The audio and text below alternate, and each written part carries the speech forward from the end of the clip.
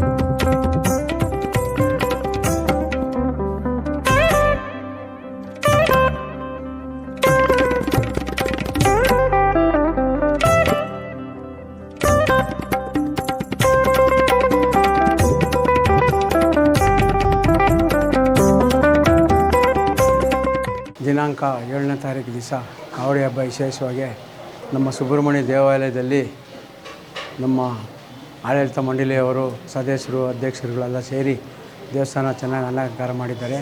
ಬರೋ ಭಕ್ತಾದಿಗಳೆಲ್ಲ ಅನ್ನದಾನ ಮಾಡಿದ್ದಾರೆ. ಇವತ್ತಿನ ದಿವಸ ಭಗವಂತ ಈ ಆನೇಕಲ್ ತಾಲೂಕಿನ ಎಲ್ಲ ಬಾಂಧವರಿಗೆ, ರೈತರಿಗೆ, ಎಲ್ಲ ಜನಗಳಿಗೆ ಈ ಸುಬ್ರಹ್ಮಣ್ಯ ಸ್ವಾಮಿ ದೇವರು ಇವತ್ತಿನ ದಿವಸ ಎಲ್ಲರಿಗೂ ಒಳ್ಳೇದು ಮಾಡಲಿ ಅಂತ ಇವತ್ತಿನ ದಿವಸ ನಾನು ಈ ದೇವರನ್ನ ಪ್ರಾರ್ಥನೆ ಮಾಡ್ಕೊತೀನಿ. ದೇವಸ್ಥಾನ ಅಂದರೆ ವಿಶೇಷ ಹಳೆ ದೇವಸ್ಥಾನ ಆಗಿತ್ತು. ಸ್ವಲ್ಪ ಈ ದೇವಸ್ಥಾನ ಎಲ್ಲ ಚೀಟಿಗಳದೆಲ್ಲ ಹಾಕಿ ನಮ್ಮ ದೇವರು ಅಧ್ಯಕ್ಷರು ಸದಸ್ಯರುಗಳೆಲ್ಲ ಸೇರಿ ಎಲ್ಲ ಗ್ರಾಮಸ್ಥರೆಲ್ಲ ಸೇರಿ ಭಕ್ತಾದಿಗಳೆಲ್ಲ ದೇವಸ್ಥಾನ ಚೆನ್ನಾಗಿ ಇಂಪ್ರೂವ್ ಮಾಡಿದ್ದಾರೆ. ವಿಶೇಷವಾಗಿ ದೇವಸ್ಥಾನ ಯಾವಾಗೂ ಪೂಜೆ ನಡೀತಾ ಇರ್ತೈತೆ. ಈ ಭಗವಂತನು ಆಶೀರ್ವಾದದಿಂದ ಕ್ಲೀನಾಗಿ ಪೂಜೆ ಎಲ್ಲ ಯಾವಾಗೂ ಇಂಡಿ ಟೈಮ್ ಪೂಜೆ ನಡೀತಾ ಇರ್ತೈತೆ. ಈ ಧ್ವಂಸಂದ್ರದಲ್ಲಿ ಸುಬ್ರಹ್ಮಣ್ಯ ದೇವಸ್ಥಾನ ಅಂದರೆ ಜಾಸ್ತಿ ವಿಶೇಷವಾಗಿ ಇವತ್ತು ಸುಬ್ರಹ್ಮಣ್ಯ ದೇವಸ್ಥಾನ ಇದರಲ್ಲಿ ಜಾಸ್ತಿ ಪೂಜೆ ನಡೀತಾ ಇರುತ್ತೆ. ವಿಶೇಷವಾಗಿ ಇವತ್ತು ಕಾವಡಿ ಹಬ್ಬ ಇರೋದರಿಂದ ಇವತ್ತು ಕಾವಡಿ ಎತ್ತೋರು ಇದ್ದಾರಲ್ಲೇ, ಅದರಿಂದ ಇವತ್ತು ವಿಶೇಷವಾಗಿ ವರ್ಷಕ್ಕೊಂದು ಸಲ ಎಲ್ಲ ಆಚರಣೆ ಮಾಡ್ತಾರೆ. ಆಮೇಲೆ ದೇವರ ಅಲಂಕಾರ ಚೆನ್ನಾಗಿ ಮಾಡಿದ್ದಾರೆ ಈ ವರ್ಷ. ಆಮೇಲೆ ಭಕ್ತಾದಿಗಳಿಗೆ ಅನ್ನದಾನ ಮಾಡಿದ್ದಾರೆ.